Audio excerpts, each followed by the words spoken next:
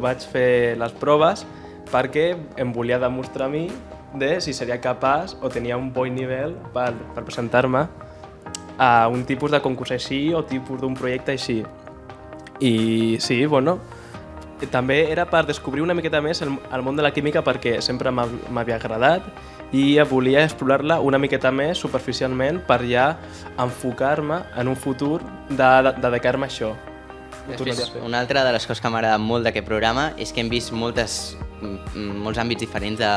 la química, des de cristal·lografia algun dia fins a tot el que és difracció de rajos X, passant per cuina molecular o catalitzadors. Vull dir que hem vist moltes coses diferents que potser no sabíem que existien i això també et fa veure moltes maneres diferents que podries enfocar-te a l'estudi de la química, que no és tot el que ens ensenyen a l'institut, sinó que després hi ha moltes ramificacions i molts diferents àmbits, i crec que tot això, abans del programa, com a mínim, jo no ho sabia, i és una cosa que he après i que realment t'obre una mica la visió a com és tot aquest món. Hem vist molts camins, moltes carreres, i això, el que hem vist és que no hi ha només un camí, una carrera, o no tot es tracta de tenir 10 a totes les notes, sinó que es tracta de tenir doncs, la passió i les ganes per fer les coses, per seguir endavant,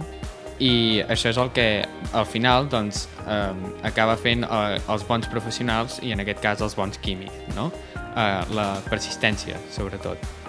Crec que és important saber compaginar els estudis amb passar-s'ho bé, però no vol dir que les dues coses hagin d'anar per separat. Vull dir, aquí venim a aprendre, però també, com hem dit, a divertir-nos. Hem fet cuina molecular, que per mi va ser de les millors sessions, que a més el meu TDR va encaminat a això,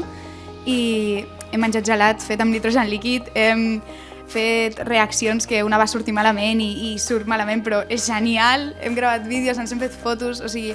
que no només és un tema acadèmic, sinó un tema de gaudir i d'invertir els dissabtes. A mi a vegades em diuen, però per què perds els teus dissabtes fent això? I dic, no els perdo, jo els inverteixo.